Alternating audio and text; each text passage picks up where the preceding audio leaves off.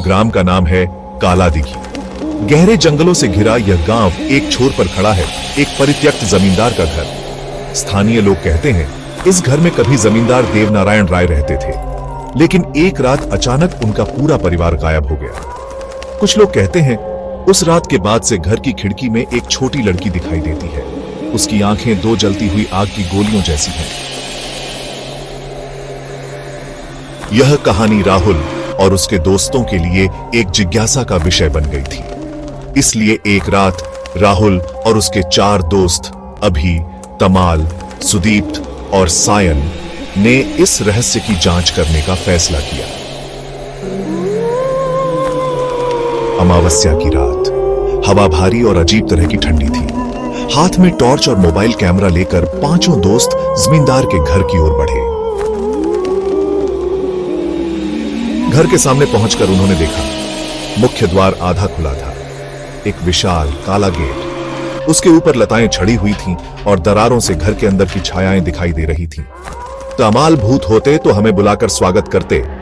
उसी क्षण अंदर से एक जोरदार आवाज आई, धड़ाम, जैसे किसी ने दरवाजा बंद किया हो। सुदिप्ता, यह शायद हवा की वजह से हुआ है। लेकिन सायन की आवाज सूख गई, सयान, अंदर का दरवाजा तो हमने अभी तक छुआ भी नहीं है। वे धीरे धीरे घर के अंदर दाखिल हुए। घर के गलियारे अंधेरे और सीलन भरे थे। मोबाइल की रोशनी में दिखा दीवारों का रंग उखड़ चुका था, मकड़ी के जाले लटके हुए थे और फर्श पर सूखे पत्तों का ढेर था। एक बड़े हॉल में दाखिल होकर उन्होंने देखा वहां पुरानी लकड़ी की कुर्सियां बिखरी पड़ी थीं। दीवारों पर कुछ पुरानी तस्वीरें थीं, जमींदार और उनके परिवार की। और तभी एक तस्वीर अचानक जमीन पर गिर गई। राहुल ने जल्दी से टॉर्च की रोशनी डाली। तस्वीर में एक छोटी लड़की थी, लाल फ्रॉक पहने खड़ी थी। उसकी आंखें अचानक जल उठी। सभी डर के मारे पीछे हट गए। तमाल, चलो, यहां ज्यादा समय नहीं रुकते, तमाल फुसफुसाया। लेकिन तभी एक डरावनी आवाज आई, जैसे कोई छोटी लड़की रो रही हो। अगर हम इस तरह डर कर भाग गए तो सच्चाई कभी नहीं जान पाएंगे। वे दूसरी मंजिल पर चढ़े। सीढ़ियां टूटी फूटी थीं, धूल जमी हुई थी। लेकिन अचानक एक कमरे से रोशनी आ रही थी। राहुल डरते डरते दरवाजा खोलकर अंदर दाखिल हुआ। कमरे में एक पुराना आईना रखा था। आईने का कांच टूटा हुआ था, लेकिन उसमें कुछ हिल रहा था। राहुल, तुम कौन हो? राहुल फुसफुसाया। आईने से एक लड़की बाहर निकली। उसका चेहरा नीला था, आंखें गड्ढों जैसी गहरी और शरीर हवा में तैर रहा था। गर्ल, मुझे मदद करो, मैं यहां से बाहर निकलना चाहती हूं। तमाल, तुम कौन हो? गर्ल, मैं रूपसी, इस घर की लड़की।